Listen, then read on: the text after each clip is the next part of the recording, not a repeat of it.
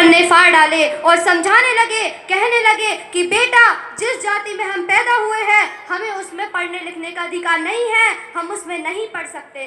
कि वो दौर जहाँ बेटी का पढ़ना गुनाह था, उस दौर में जिसने कलम उठाई थी, पत्थरों से स्वागत पाया उसने, वो माता सावित्री बाई फुले कहलाई थी। कि उनके पढ़ने लिखने वाली बात उनके मन में बैठ गई, एक आग सी जल गई कि अब पढ़ना है तो पढ़ना ही है। वो ससुराल चली गई। ज्योतिराव फुले को जैसे उनके पढ़ने लिखने की बात पता चली, वैसे तो उनके ससुराल में पढ़ाई लिखाई का कोई वो नहीं था, लेकिन फिर भी उन्होंने उनकी पूरी मदद की।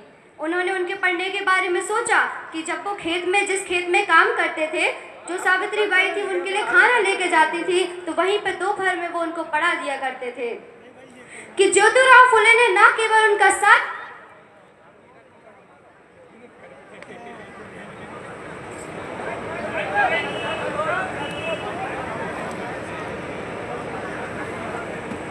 दिया, बल्कि उन्हें पढ़ाया, सिखाया और इस काबिल बनाया कि वो कुछ कर सकती हैं, वो समाज से लड़ सकती हैं, समाज से लड़ने का हौसला दिया।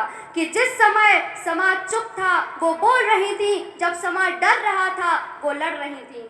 अब वो पढ़ने लिखने लगी। फिर क्या हुआ, ये बात इतने दिनों तक कब तक छिपती? ससुराल वाले कैसे कॉलेज रखे भाई? ससुराल वालों को पता चला, हमारी नाक कट जाएगी, ये सोच के दोनों को धक्का मार के घर से निकाल दिया।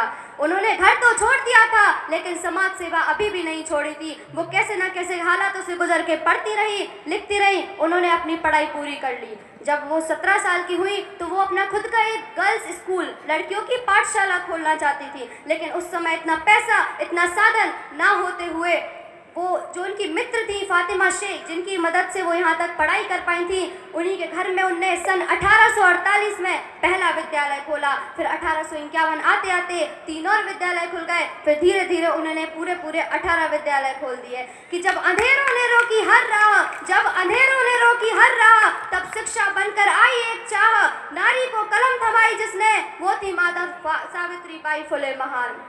ऐसे ही सावित्री बाई ने लड़कियों को नहीं पढ़ा लिया, ऐसे ही वो स्कूल विद्यालय पढ़ाने नहीं जाती थी। जब वो स्कूल पढ़ाने जाती थी, जो ऊंची जात के लोग थे उन पर कीचड़, गंदगी, गोबर, पत्थर, पता नहीं क्या क्या फेंकते थे, गाली गलौज करते थे, बातें बनाते थे कि अरे ये हमारी लड़कियों को बिगाड़ रही है, इसे तो समाज में पढ़ाने का अधिकार ही नहीं है। लेकिन वो अपराध सहती रही, वो बातें सुनती रही, क्योंकि उन्हें पता था अपराध आज भी होगा, लेकिन शिक्षा नहीं रुकनी चाहिए।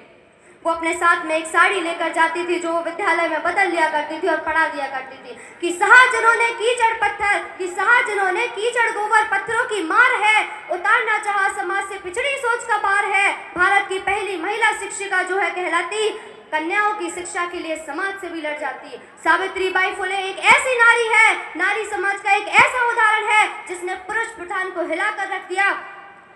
नारी जिसने खोखली हुई नींव से निकाल समानता की एक ऐसी नींव